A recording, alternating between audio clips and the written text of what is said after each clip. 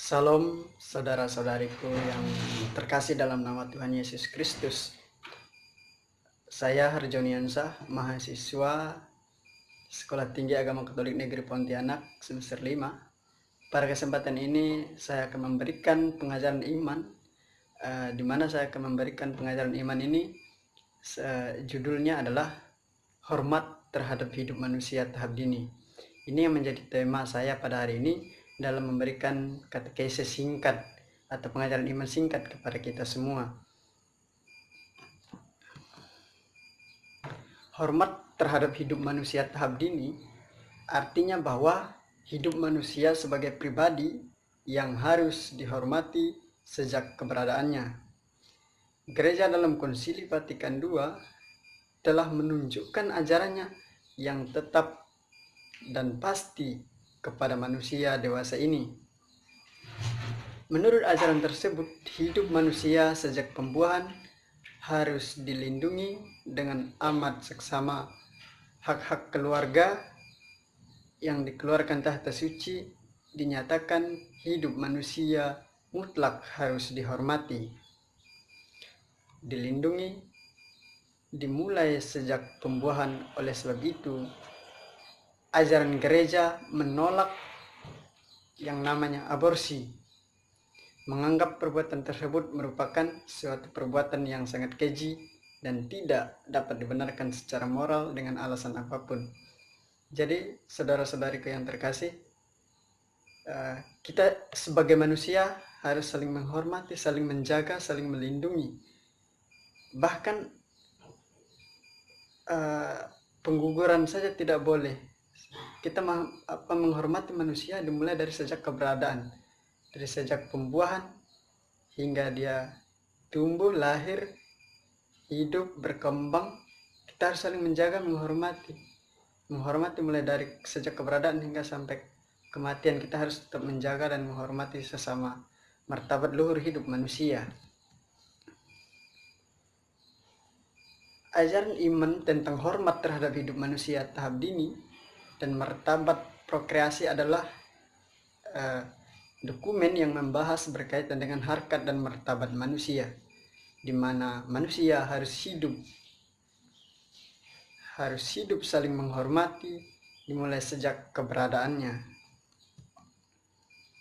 Setiap manusia sebagai pribadi harus saling dihormati sejak keberadaannya. Penggunaan metode pembuahan buatan memungkinkan berbagai intervensi pada embrio manusia dan fetus. Hal itu dapat terjadi karena berbagai alasan, atau mungkin demi diagnosis penyakit dan penyembuhan, demi penelitian ilmiah, demi komersialisasi. Daripadanya timbul masalah-masalah besar.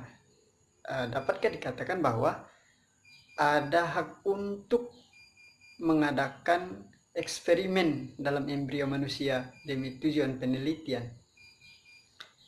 Norma mana dan legislasi yang bagaimana harus dibuat untuk materi ini? Jawabannya adalah, atas permasalahan seperti itu mengandaikan refleksi mendalam atas hakikat dan identitas sejati. Orang berbicara tentang status embrio manusia. Pada gilirannya, gereja dalam Konsili Vatikan II telah menunjukkan ajaran yang tetap dan pasti kepada manusia dewasa ini, di mana kita harus saling menghormati, menjaga, dan melindungi. Menurut ajaran tersebut, hidup manusia sejak pembuahan harus dilindungi dengan amat seksama. Maka oleh karena itu, dalam ajaran gereja Katolik sangat menolak yang namanya aborsi atau pengguguran. Karena kita memang harus hidup saling menghormati, seperti yang saya katakan di awal tadi, mulai dari sejak keberadaan manusia itu sendiri. Mulai dari dalam kandungan kita harus menjaga, merawat, dan menghormati. Inilah fungsi hidup kita sebagai manusia, saling menghormati dan saling menjaga satu sama lain. Pernyataan ini tentunya sangat jelas bahwa dengan perbuatan pertumbuhan mulailah pertualangan hidup manusia yang sejak dalam kandungan itu cikal bakal orangnya membutuhkan waktu untuk berkembang dan mampu bertindak. Oleh karena itu kita sebagai orang dewasa, terutama orang tuanya, harus menjaga, merawat, dan membantu pertumbuhan agar si bayi dalam kandungan bisa dirawat, bisa dilahirkan dengan baik, dididik dan diajar. Dan kita harus menghormati keberadaannya. Ajaran ini tetap berlaku, dan selain itu diandaikan masih diperlukan diteguhkan hasil penelitian terbaru biologi manusia terbaru tentang biologi manusia yang mengakui bahwa zigot yang keluar dari pembuahan sudah membentuk identitas biologis individu manusia baru. Oleh sebab itu kita harus menjaga dan merawat bayi yang ada dalam kandungan. Kita menghormati, berkali-kali saya katakan, menghormati hidup manusia mulai tahap dini sejak keberadaannya dalam kandungan.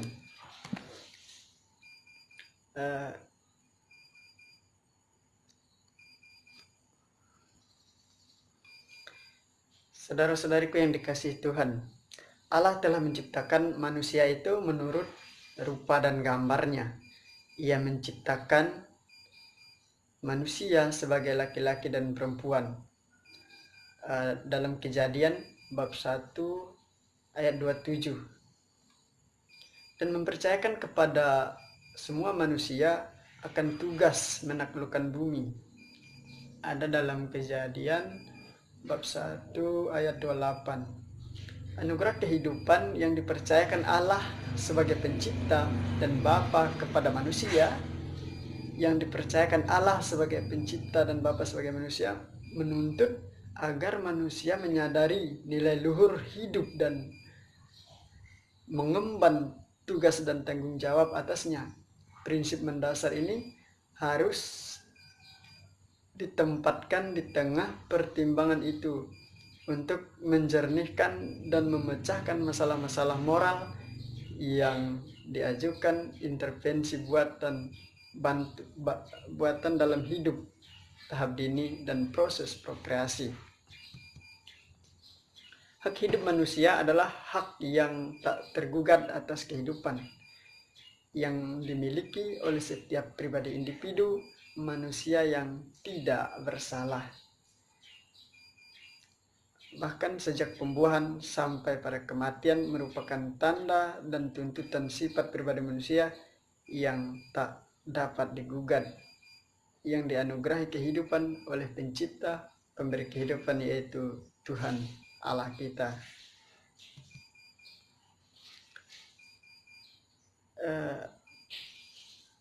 Bapak Ibu, saudara-saudari yang terkasih dalam nama Yesus, hidup manusia, kita sebagai pribadi manusia yang beriman, sebagai manusia yang bermartabat luhur, manusia dituntut untuk hidup saling menghormati dan menjaga harkat, martabat, serta hak hidup sesama kehidupan manusia.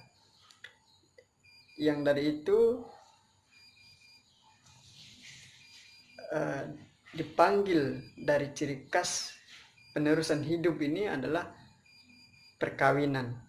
Maka dari itu penilaian moral teknik prokreasi artifisial itu harus dirumuskan dengan mengacu pada nilai-nilai itu sendiri.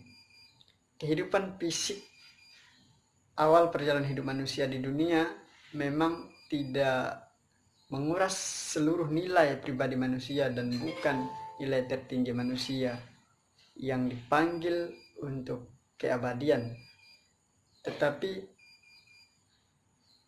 kehidupan fisik itu merupakan nilai mendasar, dan justru karena semua nilai lain manusia yang sangat mendasar itu, hidup fisik itu dan perkembangan manusia, dari situ harus yang kita saling jaga, saling hormati berdasarkan ajaran iman kita sendiri, ajaran iman orang Katolik, terutama dalam ajaran gereja, di mana kita harus hidup saling menghormati.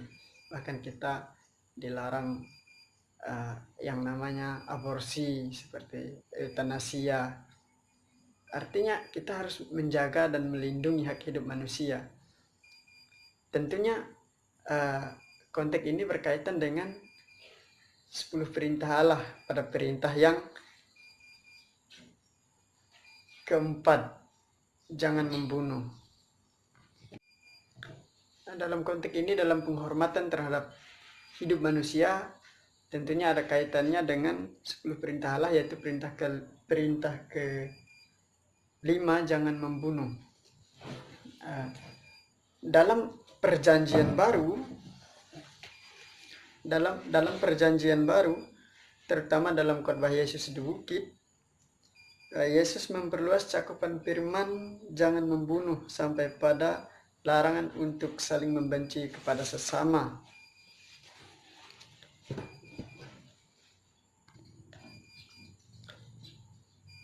Firman jangan membunuh sampai pada larangan untuk kita hidup tidak saling membenci dan memarahi.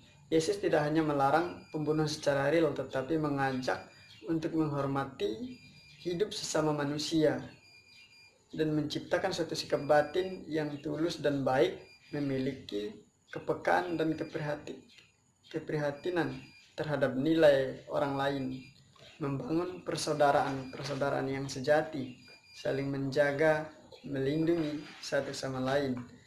Persaudaraan sejati di mana setiap orang sebagai manusia atau sebagai pribadi yang luhur harus diperlakukan sebagai pribadi yang bermartabat luhur.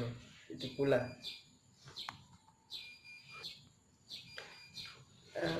firman jangan membunuh ini artinya bahwa kita manusia harus menghormati terhadap kehidupan manusia pada tahap awal perkembangannya, termasuk larangan aborsi dan intervensi atas embrio, pembelaan diri yang sah, membunuh diri atau eutanasia juga itu sangat dilarang dalam ajaran gereja Katolik, karena memang membunuh atau bunuh diri atau eutanasia itu kematian bukanlah hak kita dan bukan di tangan kita. Kematian adalah di tangan Sang Pencipta yang memberikan kehidupan. Tuhan yang memberikan kehidupan, Tuhan juga yang berhak atas hidup kita. Hormat terhadap martabat pribadi manusia, terutama hormat kepada jiwa. Yang kedua, hormat kepada kesehatan sesama. Hormat pada pribadi dalam cinta kasih.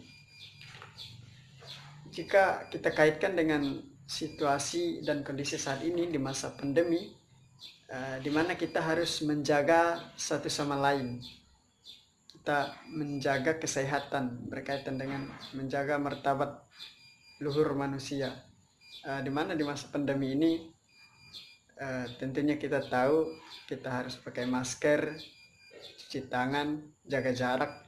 Itu artinya selain kita menjaga diri kita untuk terhindar dari wabah virus corona ini, kita juga menjaga hak kesehatan atas sesama kita, mematuhi peraturan demi peraturan.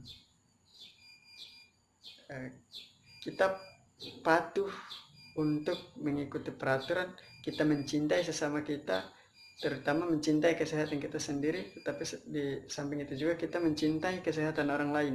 Kita harus saling menjaga, saling menghormati, dan saling bekerja sama demi menjaga kesehatan kita dan kesehatan sesama. Kita harus pakai masker, jaga jarak, cuci tangan. Artinya biar kita selalu hidup sehat dan kita semakin mampu dan bisa menghormati atas hak hidup kita dan sesama. Oke, saudara-saudariku yang dikasihi Tuhan Yesus Kristus, terakhir saya tegaskan kembali, kita sebagai umat manusia, sebagai umat yang beragama, sebagai umat manusia yang punya pribadi, punya moral, martabat luhur, saya ingin katakan lagi, hiduplah untuk saling menjaga dan menghormati, saling melindungi satu sama lain, menghormati hak hidup sesama. Kehidupan dan kematian adalah milik Allah semata, bukan milik kita. Kita sebagai manusia hidup, sebagai pribadi yang beriman kepada Tuhan Yesus, sebagai pribadi yang percaya, kita harus hidup saling menjaga dan menghormati, saling melindungi satu sama lain. Kita melindungi hak hidup sesama dimulai dari pada pembuahan hingga pada pertumbuhan, bahkan pada kematian. Kita tetap menjaga, melindungi, dan merawat atas hidup sesama. Saudara-saudariku yang dikasihi Tuhan, semoga pengajaran singkat